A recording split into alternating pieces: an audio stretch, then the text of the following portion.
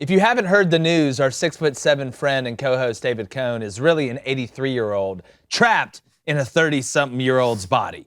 So every Wednesday, he gets to tell just about anybody to get off his lawn. So, Cohn, who you pissed at today, bud?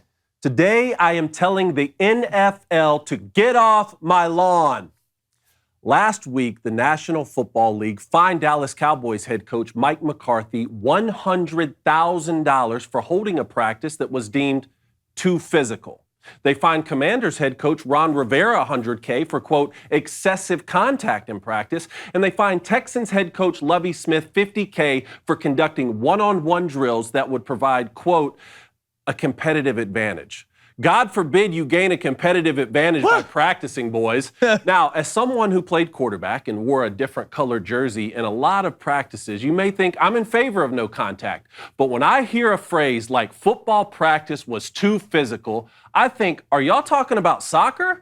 I mean, how else are young men supposed to prepare for the physicality of an NFL season if they can't be physical in practice? Now, I realize players don't want to hit, but is that where we are in the game? Structuring practice based off what players want? I didn't want to go to 3-a-days, but I'm better for it. My son doesn't want to eat spinach, but he's better for it.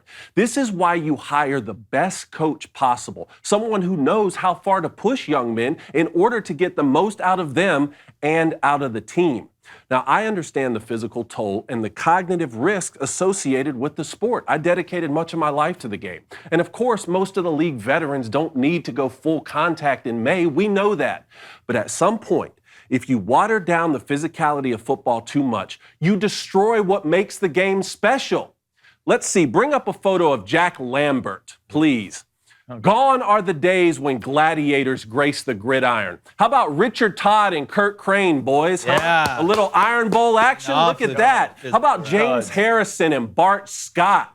Back when men were men and women liked it that way, you know? Hey, you know what? Speaking about women, bring up Georgia Page, the Australian rugby player. Does that look like someone who runs to their union rep when they have a physical hit in practice? No. Now, no one wants players to suffer injuries in the offseason. But more often, injuries occur in the fall because players weren't playing physical at full speed in practice. You two guys coached, y'all know that.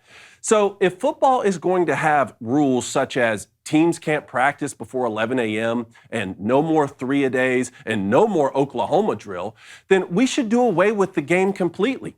And the National Football League should go full two-hand touch and change its name to the National Powder Puff League, NPPL. Then we will henceforth refer to the league as Nipple. Okay? Which I find to be an appropriate moniker considering the league is run by a bunch of boobs. All right? Now get off my lawn.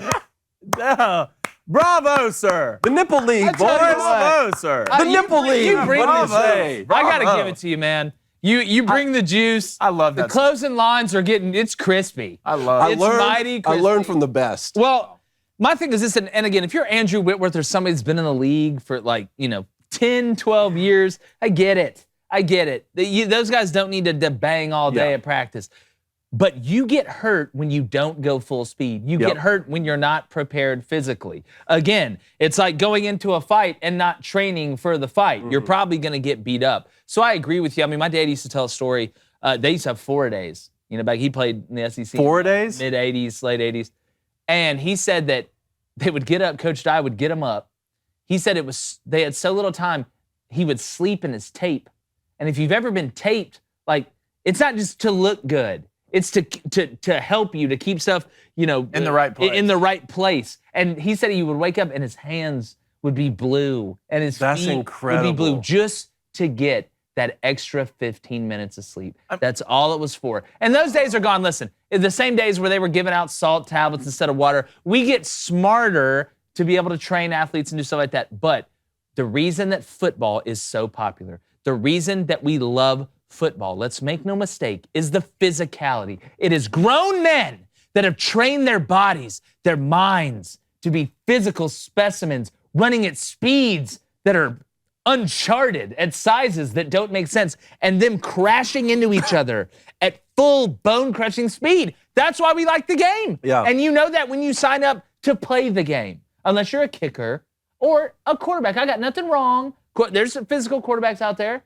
We're just getting soft as a society. It's the nerfing of poisoning society. everything. And that's the poisoning point. everything. It's the NFLPA, really. Yeah, it's fine. Of course, the players don't want to hit. I get Nipple, it. that was a good touch. You like that? That's good. But it just goes on what I keep saying. Here in America, we're worried about like, oh, this mascot's offensive, or oh, should we let guys play with girls? And it goes back to saying, why can't we just go back? Why can't we just do things normal, math and push-ups? Everybody else is doing math and push-ups. We're over here worried about this. If the game of football is still going to exist as it is, and you're not just going to play flag football, then the physical component is what's most important. Now, a good head coach to me is not someone who says, you know what, we need to go out here and go ones-on-ones all days and just be as physical as possible because that's what a head coach is supposed to do. That's not what's right. And McCarthy even canceled some of the practices later in the week, canceled 2 of them. But I'm sure on that one day said, we need to be physical today. I remember a Cowboys story when Jimmy Jones in 1990. Jimmy Johnson. Jimmy Johnson. When Jerry Jones and Jimmy Johnson, you combined them for Jerry. Good. Well, one Jimmy entity, Jones. I guess, because I don't know who was in charge. Probably. Jimmy Johnson, coach of the Cowboys, week of the Super Bowl, is like, you know what, boys? We need to go ones-on-ones. Of course, they probably didn't want to do it, but they ended up blowing out the Bills. Sometimes it's that works, then you can do what the Steelers did and go hang out with a bunch of drug dealers the night before and get ready that way. Well, great coaches. Depending on how you're doing it. Great coaches have great feel, and they know their players, and they know some days in practice you need to get a little more out of somebody. Yep.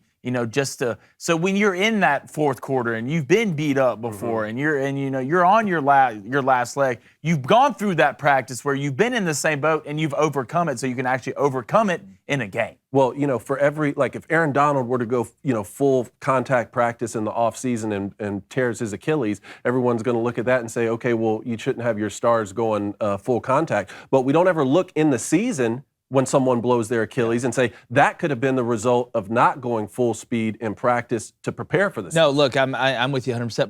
If you like that content, go ahead and subscribe because we're going to be balling every day on Crain and Company. Hit that like button while you're at it and go ahead and smash it like Derrick Henry on an ISO run.